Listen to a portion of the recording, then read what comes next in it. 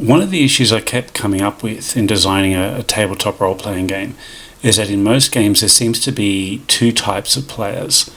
That is, there's one group of players who wants to be involved in the story, who are kind of role players or budding actors and want to have a good time socializing.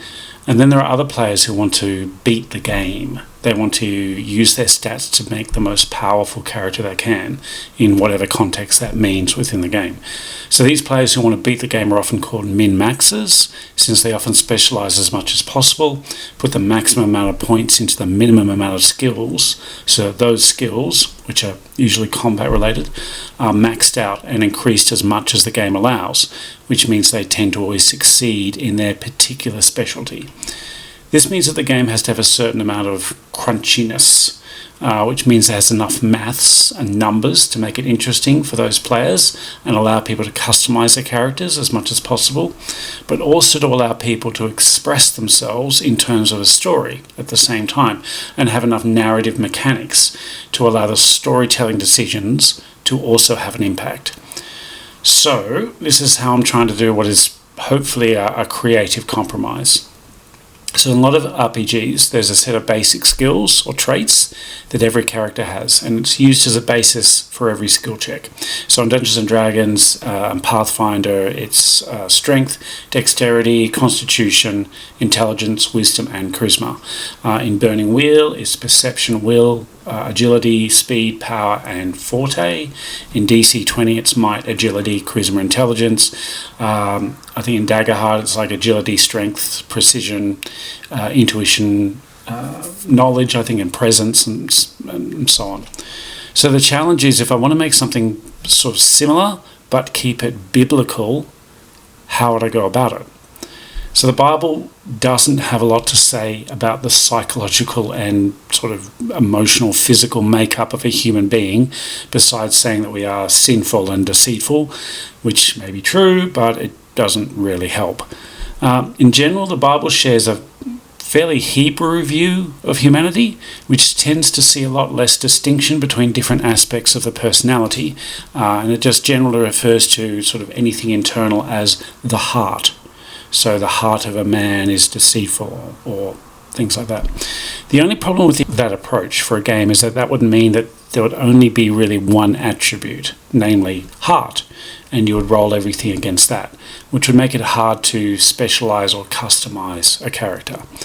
However, there are a few takeaways we can get from Scripture. For example, one of my favorite verses is Hebrews 4 verse 12, talking about the Word of God, which makes reference to it being like a sword that slices between the soul and the spirit, which implies a separation of the two, and that they're not the same thing. And similarly, Matthew 22:37 says, "You shall love the Lord your God with all your heart, with all your soul, and with all your mind."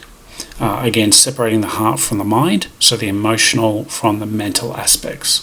And the soul here, in these verses, is often used interchangeably with the word life, such as the life of the person. You know, what does it profit a man if he should gain the whole world but lose his soul? So in that sense, you're losing your life. So what's the point of gaining the whole world?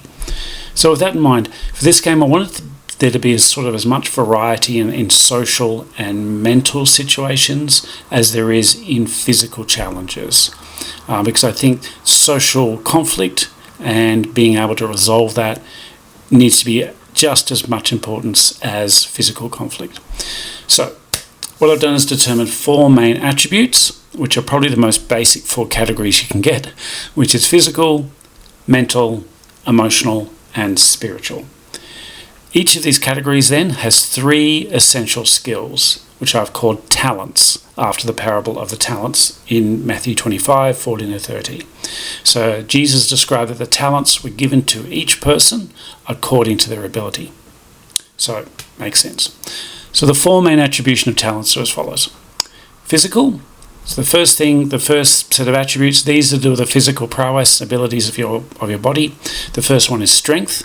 This is the ability to push, pull things, lift heavy objects. Essentially, it's things like, breaking down a door, pushing someone, lifting heavy things or weights, but also any sort of physical combat like punching, hitting someone, blocking a punch, doing that sort of stuff, taking a punch as well. Next is agility, the ability to move your body, being flexible, fast, things like jumping, climbing, dodging an attack, being light on your feet, sneaking past someone, so including like your speed, so how well you can run away from somebody as well. The last one for physical is dexterity, which is the ability to be skillful with your hands, such as making, doing things, playing an instrument, picking a lock if you're doing that, sleight of hand. It also includes aiming and firing a gun, or things like throwing a knife, firing a bow and arrow would be a dexterity skill. So the difference then, hitting someone with a stick or a club or a sword would be a strength roll, but firing a gun or using a dagger would be dexterity. So if there is a fight or an action scene where it depends what the character is doing in order to determine which physical talent they would roll for. Just as an aside, by the way, I'm not against physical combat or fighting in the game. I think, have you read the Bible? There's so much, combat in there. But I don't think it needs to be a fundamental part of the system. I think it definitely needs to be there, but it needs to be balanced as well with the social and the intellectual aspects of it. Speaking of which, the mental talents. So these talents are to do with using your brain, how smart or educated or creative you are. So the first one is education. So what do you remember from your learning from the classroom? How well did you study? So things like general knowledge, how to do something needs to be learned. Things like history, culture, the culture in which you're in, languages, customs, information. So generally, this will also include things like first aid, medical care. That's also covered under education. So next is intelligence, which is essentially what you do with your knowledge. How do you use it? You need to be able to think logically and come up with creative solutions. How easy do you understand other people? If you're arguing with somebody, you're trying to get them to do something intellectually, that would be an intelligence role. You're trying to sort of figure out how to argue against them. This includes things like problem solving, figuring out traps, or if somebody's trying to lay some sort of trap or trick, you're trying to figure it out. Also learning complex tasks. So this is essentially like logical deduction. The last one in mental things is resilience. This is the ability to cope with difficult situations. So this is mental fortitude. So coping with pressure, dealing with being tempted, dealing with being tortured, if that doesn't happen, but not to be persuaded, standing firm against influences, standing up for yourself, basically doing that sort of stuff. So this is internal mental ability to deal with things. The third attribute, the third category, is emotional talents. So these talents are to do with how you feel as well as influencing others how they feel. So the first one is influence. This is the ability to have a positive effect towards others and motivate their behaviour. This includes persuading them, making them do things based on emotion, but also encouraging them, helping them be brave, inspiring people, getting others to trust you, getting to talk to you, these things like that. The second one is empathy. So this is the ability to understand what others are feeling. So creating bonds with others, what's sensitive. So whereas influence is you're going out and affecting others, you're actually trying to influence them. Empathy is an inwards thing. You're trying to understand what's going on with other people. You're trying to understand what are they feeling, how are they reacting in a situation. This is useful because you're trying to read people, understand them. The last one for emotions then is courage. So this is the ability. So whereas resilience, again, is a very internal thing, or coping with pressure, courage is an external thing. You're trying to influence other people.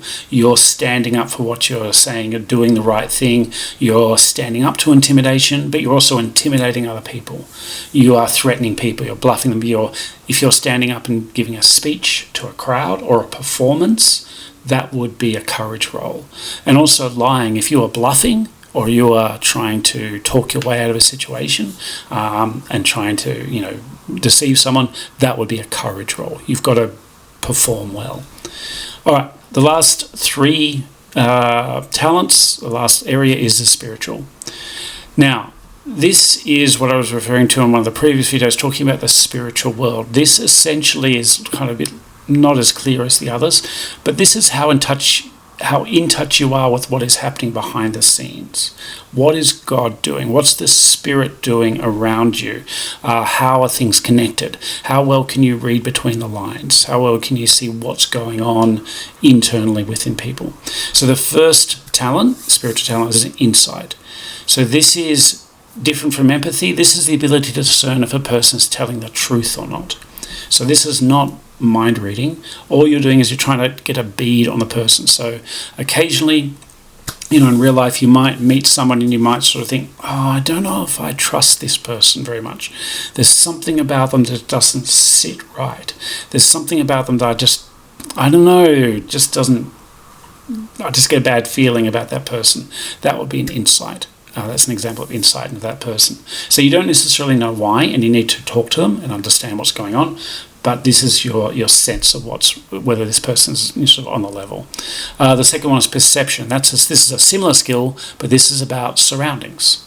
So what's going on in the place or room that you're in, getting a sense of whether a place has a history of good or bad, but also noticing things around you. So picking up clues around you, understanding what's going on, picking up different items or understanding what's going on around them. So getting a sense that this might be important or that might be important.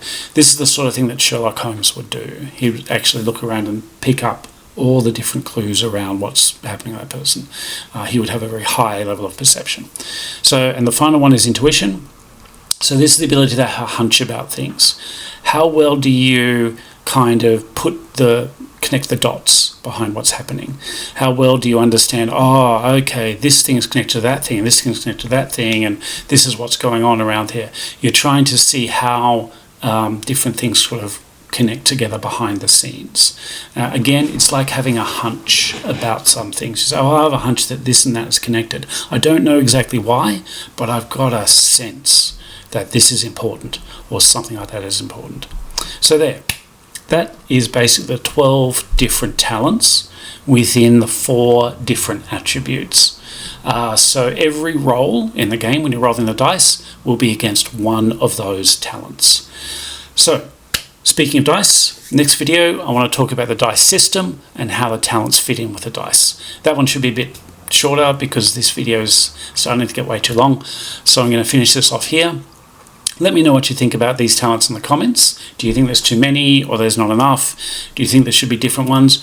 When I first created this system, I actually had 4 talents for each attribute, so there would be 16 in total, and I thought, whoa, that's way too many, so I'll cut it back to 12. But yeah, let me know if you've got any other suggestions or if you think there's too many or different or whatever. I'd love to hear from you.